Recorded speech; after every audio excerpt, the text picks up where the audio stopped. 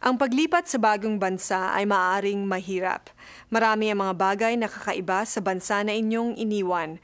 Maraming bagay na kailangan ninyong gawin upang manirahan sa Ontario. At minsan ang mga ito ay nakakapanaig ng damdamin. Merong maraming mga libreng programa at mga serbisyo na makakatulong sa iyo at sa iyong pamilya. Ang mga ahensyang pangkomunidad ay maaaring makapagbigay sa iyo ng pangkasalukuyan at mapagkakatiwalaang impormasyon tungkol sa mga programang ito.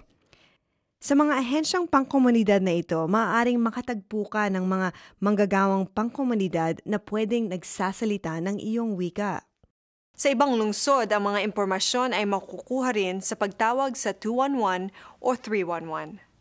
Maaari kayong makipag-usap sa isang information and referral specialist na makapagbibigay sa inyo ng impormasyon na hinahanap ninyo.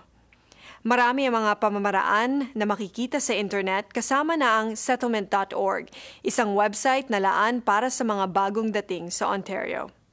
Kahit na kayo ay nasa internet, sa telepono o nasa harap ng isang settlement worker, makakakuha kayo ng tulong hinggil sa paninirahan sa Ontario.